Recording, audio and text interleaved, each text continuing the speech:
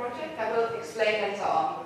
And this is a time-lapse. It's a sequence of sky images of 9 months from April to December last year.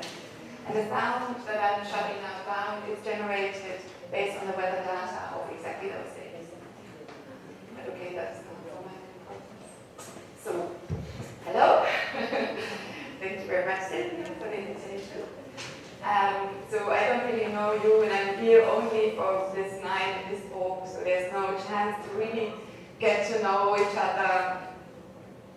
So I come here and think that because it's very a one-way relationship in a way, that I hope that I can convey the idea that you translate your personal fascinations or interest in your own work, in your design work. So this is basically my own motivation to get that across. Well, then when we talk about interest, I was always very fascinated by technology and the way technology influences our daily lives, our society, everything changes, flux, constant, incredible rapid changes. So I thought that this is a phenomenon, or this tendency you have to use in your work. Your work has to coincide with this development. And even also if you work with print media or static media and not dynamic media, this aspect, it has to coincide. So what I was doing all different kinds of work that was reflecting these thoughts.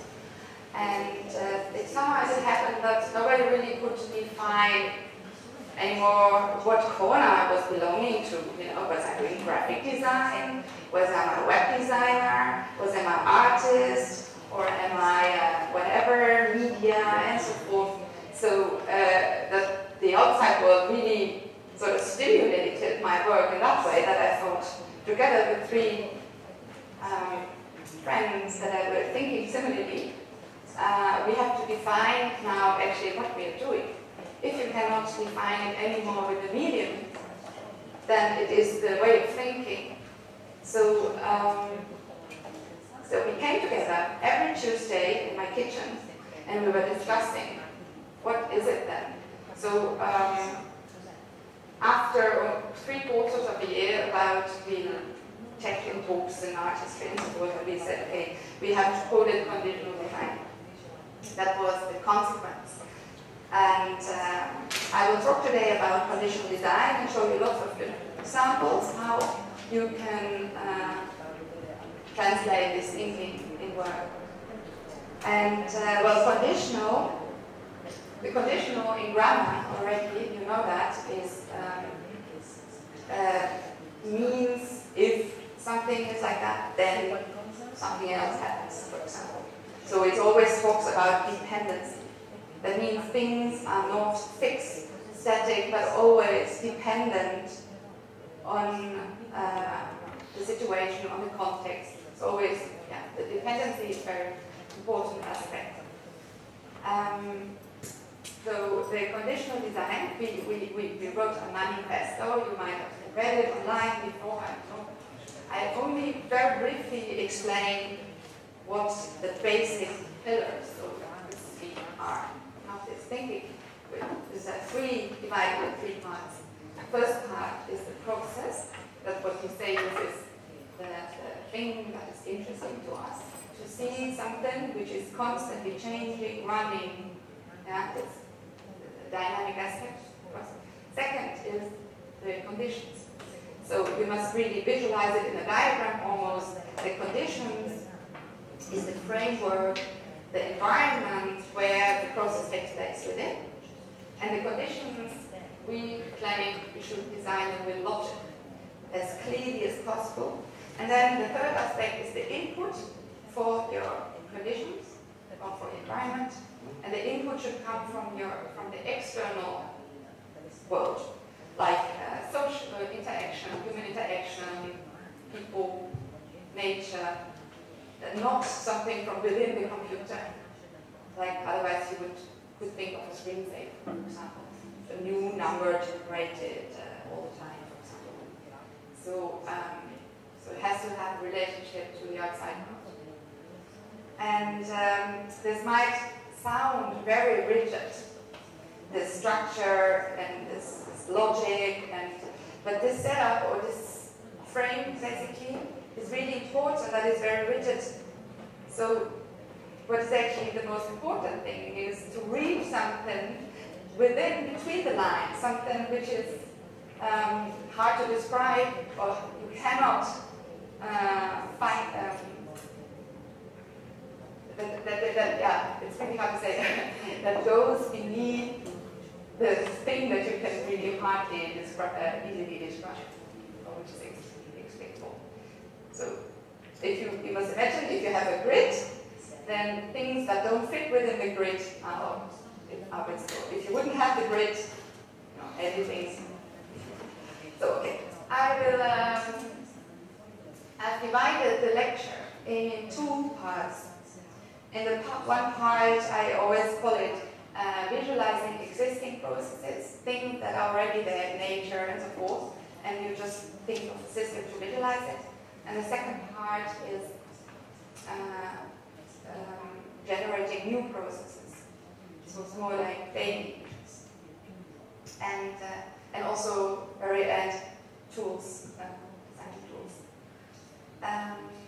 So I really invite you, I don't know whether Sylvia said that also in Italian, you forgot to say. Yeah, I like it if you have questions there to say it, it can be more of a discussion. So I mean, I can talk, I have lots of projects, and I will see on your face, hopefully, if you get into full, then I just rush through, but that's also not easy. So, yeah.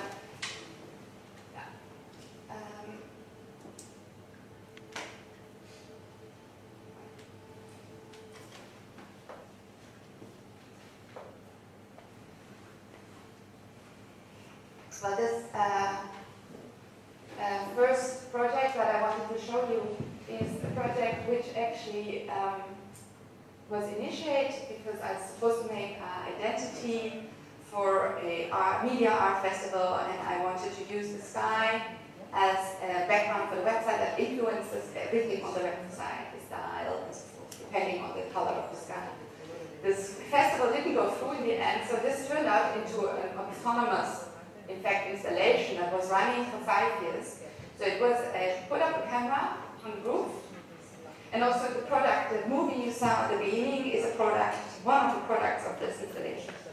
So here the input is nature, is the light from outside, and the conditions, you could say, my setup is the camera with a fixed point, and it makes an image every 5 minutes of the sky. And I set it up in 2005, and it was running until December 2010. Now it's over. So you can imagine that accumulated a huge archive of images, like every 5 minutes for 5 years. And it's high quality images. It's not a webcam, but it's a photograph camera. It's important because